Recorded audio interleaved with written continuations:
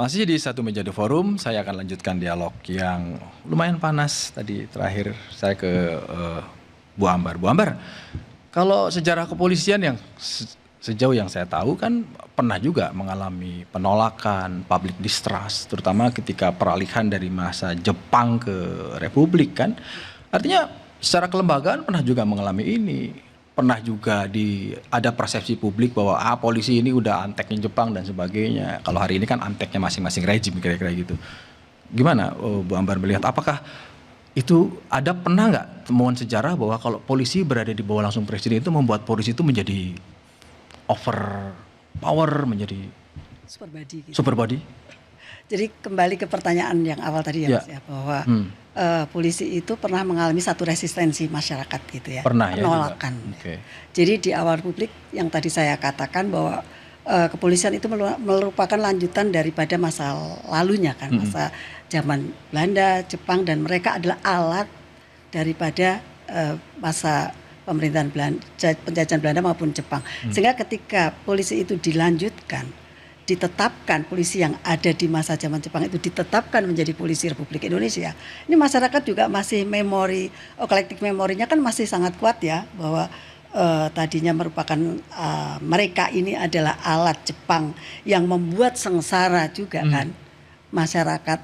Nah kemudian jadi polisi dianggap antek penjajah ya, lah itu kira-kira tetap gitu. Stigma itu masih ada ketika zaman Republik, sehingga masyarakat melakukan satu penolakan, bahkan penolakan itu ke fisik ya. Jadi kalau bertemu dengan polisi, rakyat ini yang punya senjata itu melakukan penembakan.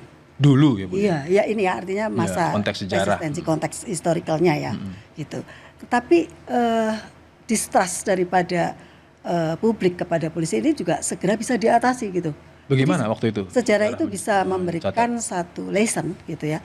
Pada saat Sukanto Cokro-Diatmodjo itu kan Kapolri pertama ya. Nah itu dilantik Presiden Soekarno pada 29 September 1945 gitu kan, dalam status kedudukan kepolisian yang ada di bawah Kementerian Dalam Negeri tadi. Nah kemudian ini mengalami Pak Kanto ini yang mendapatkan amanah dari Bung Karno ketika dilantik adalah bentuk polisi nasional.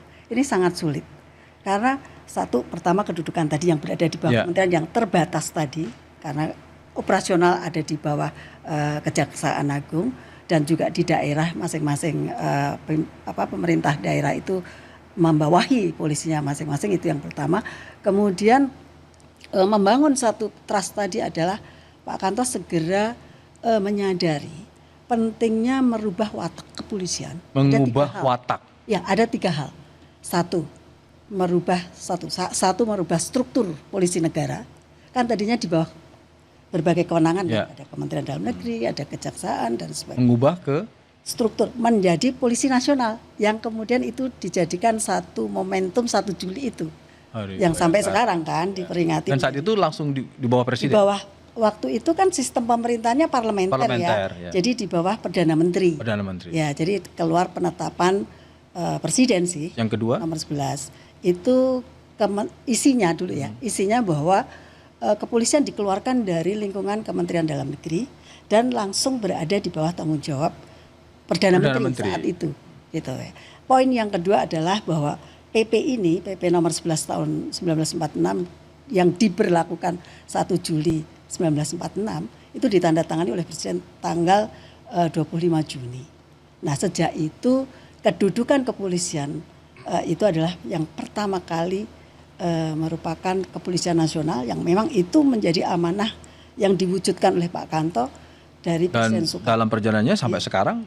Iya, sampai sekarang tetap mengalami ada dinamika perubahan kedudukan juga. Dari pelajaran sejarah yang Ibu dalami, mana lebih baik sekarang? Di bawah presiden atau di bawah kementerian? Saya mendalami secara sejarah ya.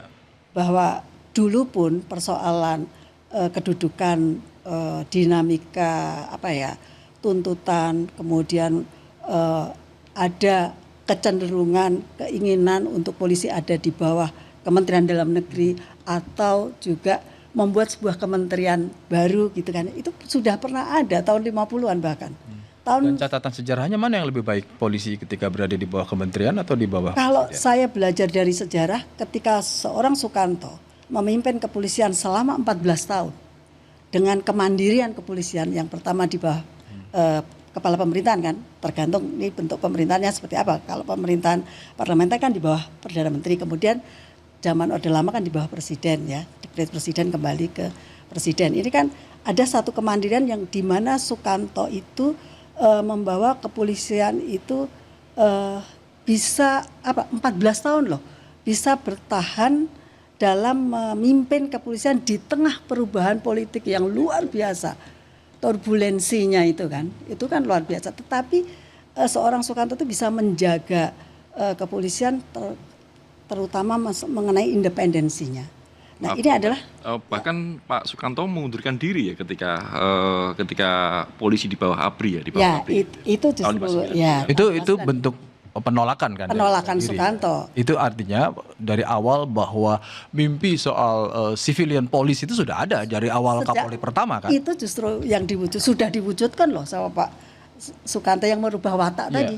Dan hari ini kita masih berdiskusi apakah civilian police itu sudah terbentuk atau belum, karena itu kan muncul. Itu sudah ditanamkan. Saya mau kita dengerin dulu pernyataan Kapolri yang menyebutkan bahwa kalau kepolisian berada di bawah kementerian itu sama dengan melemahkan presiden. Kita dengarkan dulu kutipan Kapolri yang disampaikan di Komisi 3 DPR. Saya anggap meletakkan Polri di bawah kementerian sama saja melemahkan institusi Polri, melemahkan negara dan melemahkan presiden. Arianto, melemahkan presiden. Iya. Kalau menurut keyakinan saya, sepertinya pesan itu sampai ke presiden yang disampaikan. Nggak salah juga, karena saat ini Jenderal Listio berada di bawah presiden. Iya, beliau kan sebagai pembantunya presiden kan. Anytime bisa dipanggil, disuruh dan sebagainya itu kan. Makanya beliau kalau seandainya beliau tidak langsung bawah presiden pasti bisa merasa dong. Pasti akan mengurangi lah kebebasan, kecepatan presiden mengambil suatu tindakan gitu. Itulah yang mungkin ya penafsiran saya itulah yang dianggap itu melemahkan presiden. Karena dengan adanya polisi di bawah langsung presiden itu, dia siap kan tidak ada jalur komando yang dilewati kan.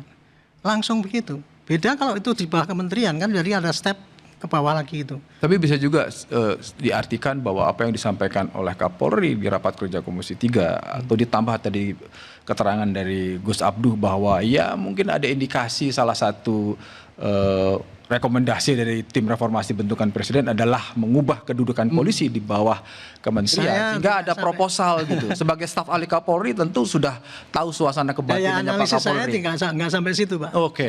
Saya hanya melihat apa yang kenyataan yang terjadi ya, perintah apa yang disampaikan itu yang dikerjakan itu. Tapi kalau latar belakang daripada itu kemudian itu. Oke, kalau Pak Arianto sebagai staf Kapolri belum sampai ke sana, Saya tidak mungkin sampai. sebagai anggota DPR sudah sampai ke sana karena kemesraannya diwujudkan dalam tepuk tangan, dukungan dan keputusan rapat kan kalau nggak salah. Bagi kita begini, ngapain sih ributin covernya, ngapain sih ributin cangkangnya gitu. Apa tuh maksudnya? Ya ngapain ributin positioningnya atau cangkang atau covernya gitu loh. Padahal culture dan strukturnya yang harus memang dibenahi gitu. Sekarang kan yang diributin itu. Sebenarnya bagi Gus Abduh ketika polisi berada di bawah presiden dan atau di bawah kementerian, apa sih bedanya dalam konteks fungsi pengawasan DPR? Sebelum Pak Prabowo jadi presiden, saya kemarin lihat videonya. Gitu. Kalau Polri ini di bawah kementerian atau bukan di bawah presiden, ya logikanya beliau mengatakan ada layer-layer yang harus dilewati untuk langsung ke Kapolri misalkan. Ya benar, pasti akan jalur komandonya nggak direct. Lah ketika jalur komandonya nggak direct, ya ada miss dong nantinya gitu loh. Nah, kita dari Komisi 3 memang paham betul perlu pembenahan semuanya. KUHP aja udah dari zaman dulu, baru kita kemarin selesai KUHP, UHAP. Nah di situ sebenarnya banyak poin yang memang mempersempit. Satu, kriminalisasi itu dapat dipersempit. Kenapa? Hak masyarakat jadi saksi harus ada advokat, ya kan? 1, 2 ada body cam atau CCTV ketika pemeriksaan. Nah, itu yang memang kita persempit. Bahkan kalau saya jadi polisi penyitaan sekarang 2 hari harus tanggung jawab tuh. Kalau nggak berhubungan dari pidana bisa dibalikin tuh. Iya. Itu kan bentuk untuk mempersempit abuse of power dari aparat penegak hukum. Iya. Nah, tolonglah kasih kesempatan kita untuk membenahi itu benar-benar dari kultur. Jangan, misalkan ada statement begini, himbauan kepada teman-teman polisi jangan menampakkan gaya hedon. Nah, itu saya nggak setuju. Kenapa? Ya, kalau cuma tampak luarnya doang yang dibenahin, kalau bahasa gaul jakselnya sumaker, sukih maca ere. Lah, Padahal sebenarnya lebih substansi. iya. Saya tahu Mas Bambang mau memberikan perspektif yang berbeda, tetapi jawabannya setelah yang satu ini tetaplah bersama kami di Satu Meja The Forum.